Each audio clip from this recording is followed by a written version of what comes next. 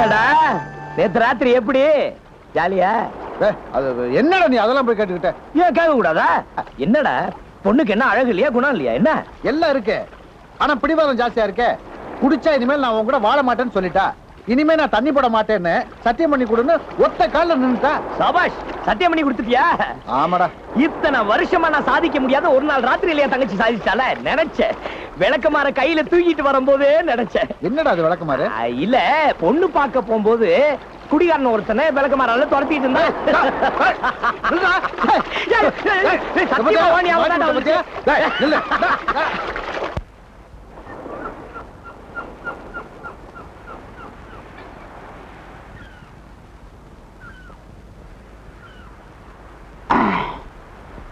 தங்கச்சி சௌக்கியமா இருக்கியாமா? நல்லா இருக்கேண்ணே.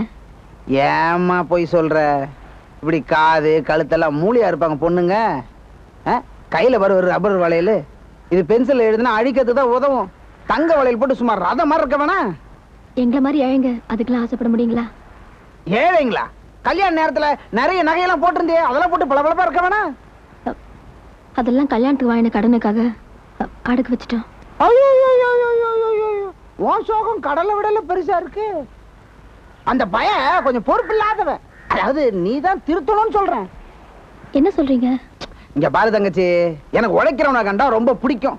அதனாலதான் உன் புருஷன் கிட்ட வீராசாமி வீராசாமி என்கிட்ட வேலைக்கு சேர்ந்துக்கடா, நல்ல சம்பளம் தரேன்னு கெஞ்சினேன். அவன் என்னடானா தானா வர சீதேவி காலால் எட்டி உதைக்கிற மாதிரி மாட்டேன்ட்டான். ஏன் இப்படி சொன்னாரு? எல்லாம் கூடுவார் தோஷம் தான். இந்த கூட சூத்திராட முத்து அவன் பேச்ச கேட்டுக்கிட்டு அண்ணே நான் கெட்டு போவேன், என்ன பந்தயம் அப்படின்னு சொல்றான் உன் புருஷன்.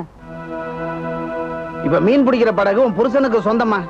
தன்னை விட்டு வீராசாமி போயிட்டான்னா எங்க தனக்கு மீன் பிடிக்க படகுல அவன் போயிடுமன்ற பயத்துல உன் புருஷனை என்கிட்ட சேர விடாம பண்றான். இத பாரு தங்கச்சி, இப்ப அவன் தனி கட்ட இல்ல, குடும்பஸ்த. நீங்க நல்லா இருக்க வேணாமா? காலம் பூரா இப்படியே கஷ்டப்பட்டு தான் இருக்கணுமா? யோசிச்சு பாரு.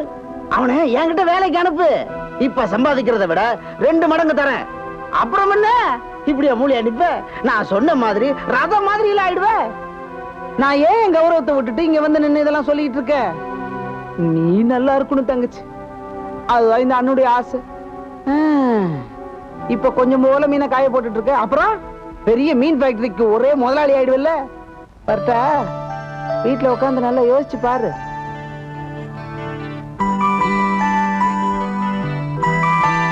இந்த பாரு, இது ஒண்ணும் பொம்பளைங்க சமாச்சாரம் இல்ல, ஆம்பளைங்க சமாச்சாரம். இதெல்லாம் நீ தலையிடாத. நம்ம குடும்பத்தோட எதிர்காலம் நல்லா இருக்கணும் தானே நான் சொல்றேன். இதுல எனக்கு பங்கு இல்லையா? ஆம்பளையும் பொம்பளையும் சேர்ந்து நடத்த தானே குடும்பம். அதுக்காக அந்த பையனை போய் நான் வேலை பார்க்கணுமா? நான் ஒன்னும் அப்படி சொல்லியே. இதை விட நல்ல வேலை கிடைச்சா அங்க போங்க. எங்க இப்ப அவர் தானே உங்களை வேலைக்கு கூப்பிடுறாரு, அதையே வேணாங்கிறீங்க? இல்லம்மா, இதுக்கு நம்ம முத்து சம்மதிக்கணுமே. இத பாருங்க, தாயும் பிள்ளையுமா இருந்தாலும் வாயும் வயிறு வேற தானுங்களே. அவர் கல்யாணம் ஆகாதவரு, அவர் சம்பாதிக்கிறது அவரும் அவங்க அம்மா சாப்பிடறதுக்கு போதும். நமக்கு அப்படிங்களா? நம்ம 4 பேர் சாப்பிடணும், உடுத்திக்கணும். நாளைக்கே நம்ம குழந்தை குட்டின்னு குடும்பம் பெருசாயிடுச்சுன்னா இப்பவே நம்ம குடும்பத்துக்கு ஒரு வருமானம் நமக்கு பத்தல. வீட்டுல வயசுக்கு வந்த தங்கச்சி வேற இருக்கா, அவளுக்கு ஒரு கல்யாணம் பண்ணி பார்க்கணும். உங்க அப்பாவுக்கு ஒரு வயசாயிடுச்சு. நாளைக்கு அவர் உடம்பு சரியில்லாம வந்து படுத்தாருன்னா அவருக்கு வைத்தியம் பண்ண வேண்டாமா? நல்லா யோசனை பண்ணி பாருங்க. அவர் என்ன தப்பான காரியத்துக்கு அவங்களை கூப்பிடாரு? உங்க குடும்பம் நல்லா இருக்கணுங்கிற என்ன உங்களுக்கு இருக்கணும், அது அவருக்கு இருக்கு. வீட்டுல தங்கன்னு சொல்லிக்கிறதுக்கு இந்த தாலி தவிர வேற எதுவுமே இல்ல. காலகாலத்துக்கு நானும் உங்க தங்கச்சி மூலியா தான் இருக்கணுமா? இதெல்லாம் ஆம்பளைங்க சமாச்சாரம் தான். அதுக்காக வீட்டுக்கு வந்த பொம்பளைங்க ஒண்ணும் சொல்லாம இருக்க முடியுமா? ஏதோ மனசுல இருக்கிறத கொட்டிட்டேன், அப்புறம் உங்க இஷ்டம்.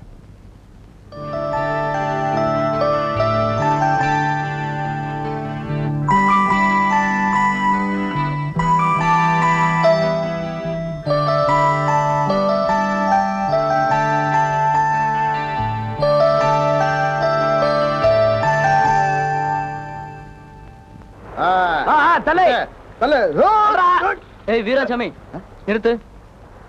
உன் படகை சீஸ் பண்ணிருக்க பேங்க் ஆர்டர். என்ன சார் இது திடீர்னு இப்படி சொல்றீங்க? பின்ன என்னையா, 6 மாசமா இன்ஸ்டால்மெண்ட் கட்டலனா பேங்க் என்ன சும்மா இருக்குமா? என்னடா? ஆமாடா முத்து, கோயில் திருவிழாவுக்கு புதுசா துணிமணி வாங்கின செலவு, அப்புறம் அப்பா ஆபரேஷன் செலவு, கொஞ்ச நாள் மீன் ஆஸ்பத்திரியில் இருந்தால, இப்படி எல்லா செலவும் சேர்த்து பணம் கட்ட முடியாம போச்சு. மழையா என்கிட்ட சொல்லியிருந்தா வந்த காசை மிச்சம் பண்ணி ஏதாவது கட்டியிருக்கலாம்ல. ஐயா கொஞ்சம் டைம் கொடுங்க, 1 வாரத்துக்குள்ள கட்டிடுறோம். இதுல நாங்க ஒண்ணும் செய்ய முடியாதியா. ஐயா நீங்க தான் கொஞ்சம் பெரிய மனசு பண்ணி. சாரி, ஒரு வாரத்துல நீங்க பணம் கட்டலனா போட் எடுத்துட்டு போயிடுவோம். ரொம்ப நன்றிங்க. சரி வரேன்.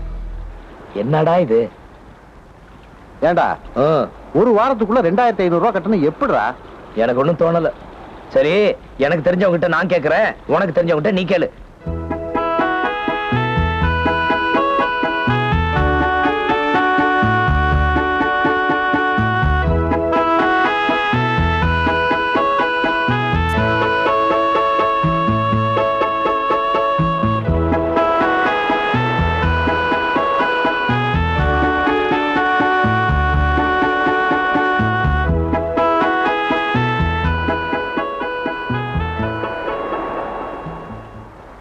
என்னங்க எப்படி உட்கார்ந்துட்டு இருக்கீங்க? நான் என்ன பண்றது? கேட்க கூடாதுன்றல வெக்கத்தை விட்டு கேட்டு பார்த்துட்டேன். எல்லாம் கைய வச்சுட்டானுங்க. நடக்கிறது நடக்கட்டும். ஏங்க நான் ஒண்ணு சொன்னா கோச்சுக்க மாட்டீங்களே? வந்து அந்த போட்டுக்கார குமார் கிட்ட கேட்டீங்கன்னா நிச்சயமா பணம் கொடுப்பாருன்னு எனக்கு தோணுது.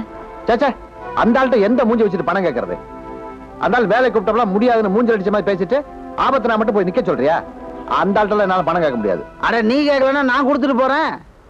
வீராசாமி, இப்பதான் எல்லாம் கேள்விப்பட்டேன். உனக்கு எனக்கு 1000 இருக்கலாம். அதுக்காக அடுத்தவனை விட்டு கொடுத்துட முடியுமா? நான் யாரு? மீனவர் நல்வாழ்வு சங்க தலைவர். சும்மாவா? மற்ற தலைவர் மாதிரி இல்ல தொண்டை 50 விட்டு போறதுக்கு. இந்தா இத புடி, முதல்ல போய் பேங்க்ல கட்டு. அட ஏன் தயங்குற? ஓ, இத நான் கொடுத்து உன்னை ஏன் வழிக்கு இழுத்துருவோம்னு சந்தேகப்படுறியா? இதுல எந்த உள்நோக்கமும் கிடையாது. பச்சையா சொன்னா வெறும் உதவிதான். வட்டி கூட வேணாம்பா, முள்ளமா திருப்பி கொடு. இந்தா அட வாய்க்க. புத்திசாலி பொண்ணு. ஒரு மனிதனுடைய வெற்றிக்கு பின்னால் ஒரு பெண் இருக்கிறாள் என்பது உண்மை. நீதாம ஒரே உதாரணம். வரட்டா தங்கச்சி, வரம்பா.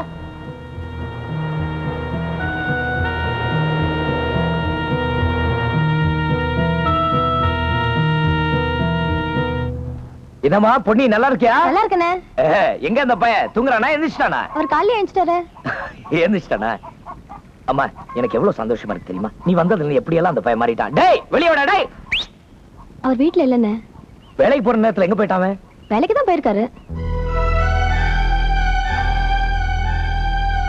நான் இல்லாம என்னைக்கு அவன் போனது இல்லையே. சரிம்மா, போயிட்டு வரேன்.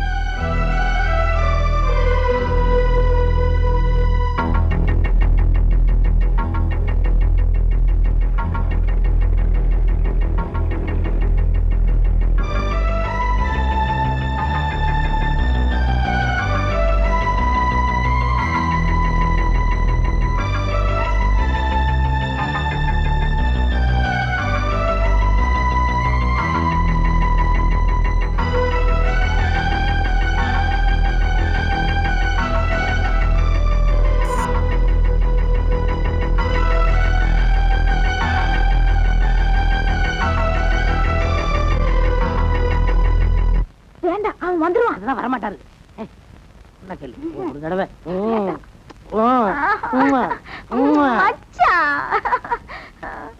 என்ன மச்சான் இது? நீங்க வேற பாஷை பேசுறதும் அந்த ஆளுக்கு தெரியாம நான் உங்ககிட்ட பேசுறதும் எத்தனை நாளைக்கு? எப்ப என் கழுத்துல தாலிய கட்டி நம்ம புருஷன் முஞ்சாதே சந்தோஷமா வாழ்றது? எப்ப அந்த ஆளு தலை முழுகுறது? நீ ஏன் உன் மாமனுக்காக பயப்படுற? அந்த ஆளு புத்திசாலியா இருந்தா நான் தமிழன் கண்டுபிடிச்சிருப்பான்ல. நம்ம விஷயத்துல மட்டும் அந்த ஆளு தலையிடக்கும் ஒரே குத்து வாய் வெத்தலாக்கு போட்டுரும். ஐயோ, அப்படியே செஞ்சுப்படாதீங்க. அவரு யூனியன் மெம்பர். அப்புறம் யூனியன்காரங்க அவருக்காக பேச ஆரம்பிச்சிருவாங்க, நம்மள பிரிச்சிருவாங்க. ஐயோ, யூனியன் பேரை சொல்லி என் கையை கட்டி போட்டுட்டியே. இப்ப என்னதான் பண்றது? இன்னைக்கு ரேடியோவுல காலையில இருந்து புயல்னு சொல்லிருக்காங்க. நீ என்ன பண்ற? உன் மாமன்ட்ட போய் நாளைக்கு தான் புயல் வருது, இன்னைக்கு மீன் பிடிக்க போலான்னு சொல்லிரு. அந்த ஆள் போயிருவான். அட ஆமா, என் மச்சான் ஒரு பிசுனாரி. அது மீன் பிடிக்க போகாம இருக்கவே இருக்காது. அனுப்பிடுவான் கடலுக்கு. கடலுக்கு போன உன் மாமன் கரையோரமா ஒதுங்குவாப்புல.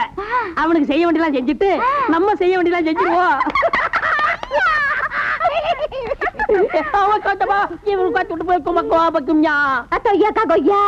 என்ன ரெண்டு பேரும் பேசிட்டு இருக்கீங்க? இல்ல, இன்னைக்கு கடல்ல புயல் இல்லையா, மீன் பிடிக்க போனா நிறைய கிடைக்கும்னு சொல்றாரு. நான் இன்னைக்கு மீன் பிடிக்க போகல. ஏன்? வேற ஒண்ணு பிடிக்க வேண்டியது இருக்கு. அது பண்ணு கொஞ்சம் சில்லாம்பூரி ஜில்லாபிக்கா ஜாங்கிரி ஜோலபிக்கா தும்பா. ஜோலக்கா தும்பா. அடடா, பையன் எவ்வளவு அழகா தளதளான்னு வளர்ந்திருக்கிறான். இவன் தமிழ் மட்டும் வாயை திறந்து பேசினா எப்படி இருக்கும்? கடவுள் வாயை புடுங்கிட்டானே. வர வைப்போம். ஜாலி கோழி பியா ஜலாலே வாத்து பியா தேலே ஜாட்டிக்கியா பலாலே தாளிக்கியா. அத்தாயி அத்தாயி அத்தாயியா.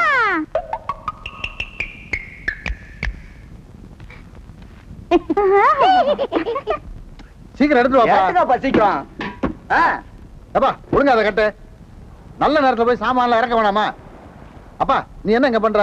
போய் புது வீட்டுல பால் காய்ச்ச ஏற்பாடு பண்ண. இப்பே போட்டுமா? ஆமா போப்பா. பாத்து வைங்க. சரிங்க. என்ன தம்பி வீடு காலி பண்றீங்களா? ஏங்க அங்க என்ன என்னங்க பண்றது? இந்த வீட்டுல ஒரு ரூம் தான் இருக்கு. வயசுக்கு வந்த தங்கச்சி, வயசான அப்பா, இதுல நாங்க வேற புருஷன் பொண்டாட்டி. எப்படி தங்குறது? அதான் எல்லாரும் தங்கறதுக்கு வசதியா ஒரு பெரிய வீடு பாத்துருக்கு. தம்பி வீடு எங்க பாத்துருக்கீங்க? நம்ம சேகர் பைய வீடு இருக்குல்ல, அவன் வீட்டு பக்கத்துல. அது அந்த மோட்டர் போட்டுக்காரன் குமாரோட வீடாச்சே. ஆமா ஆமா, அவர் வீடுதான்.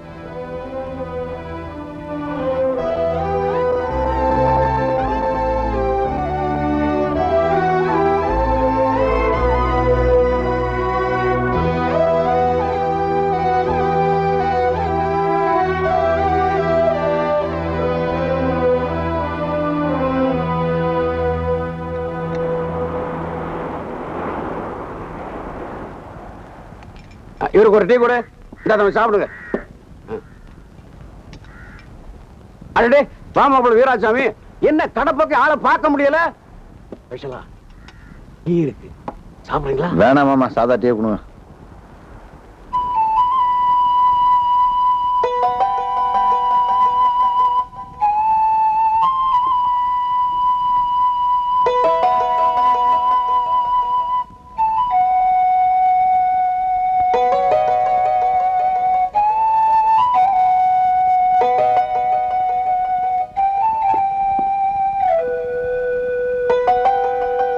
நமக்குள்ள இடவெளி விழுந்துருச்சுன்னு தள்ளி உட்காந்து காட்டுறியா?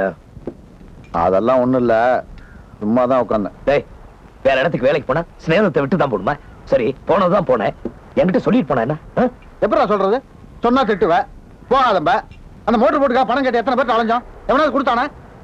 சும்மா ஜாலியா சுத்தி தெரிஞ்சவனு கல்யாணத்தை வேற பண்ணி வச்சுட்டா. தங்கச்சி கல்யாணத்துக்கு வேற பணம் சம்பாதிக்க வேணாமா? நாளைக்கு என் குடும்பம் பெருசான சமாளிக்க வேணாமா? ஆமாதான், வேற வழி தெரியல.